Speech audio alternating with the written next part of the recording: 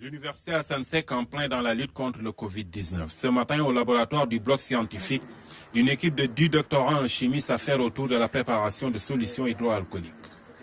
Le processus consiste d'abord à mélanger, prendre les proportions édictées par l'OMS en termes de volume, en éthanol, en eau oxygénée, en glycérol et en eau distillée.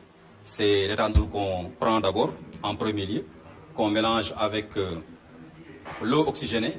Ensuite, on y ajoute le glycérol et en dernier lieu, l'eau distillée qui a été mélangée avec du gélifiant agar-agar pour avoir un aspect gélifiant.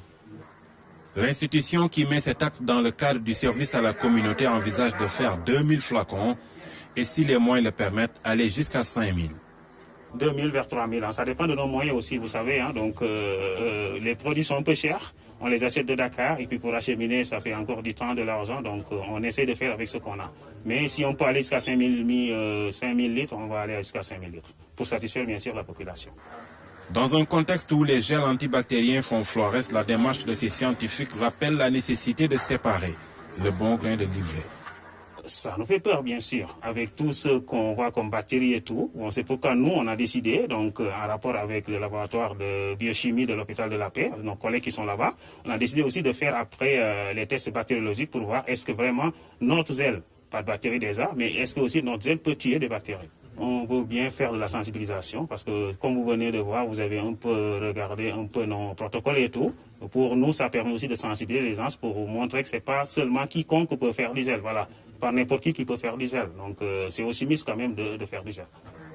L'université Assane Seck compte prochainement remettre un lot de gel au comité régional de lutte contre le Covid-19. Tige dépasse les frontières africaines, produit désormais ses intrants. Pour contribuer à la lutte contre le virus, les chercheurs de l'INP ont mis au point 2 types de produits. Une solution hydroalcoolique et un gel hydroalcoolique. Ces produits sont issus de nos laboratoires et fabriqués dans notre usine-école. Un autre volet de la réflexion menée par nos équipes est relatif à la possibilité de réaliser des dépistages systématiques afin de freiner rapidement la propagation de la maladie. Pour ce faire, l'acquisition d'appareils et de réactifs s'avère nécessaire. Il s'agit de proposer des voies plus sûres permettant d'identifier les personnes atteintes par la maladie et d'éviter d'autres contaminations. Des composants qui obéissent aux normes recommandées. Nous avons fabriqué nos solutions hydroalcooliques en respectant les données de l'OMS. Donc nous avons utilisé de l'éthanol absolu à 96,5%, de l'eau oxygénée qui va permettre d'inactiver les spores et du glycérol qui est un humectant qui va permettre d'absorber le taux d'humidité.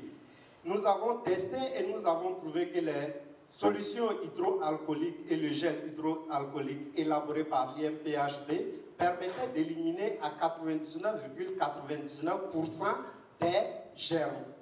En réceptionnant les échantillons, la tutelle traduit toute sa satisfaction. En matière de recherche, on ne fait pas de bruit. On est en laboratoire, on réfléchit, on travaille, on met au point des procédés qui peuvent évidemment servir à la communauté. C'est ce qu'on voit aujourd'hui. Avec des moyens conséquents, l'INPHB pourra produire plus de 10 000 flacons de 500 ml et des milliers de masques par jour, pour le grand bonheur des habitants de Côte d'Ivoire.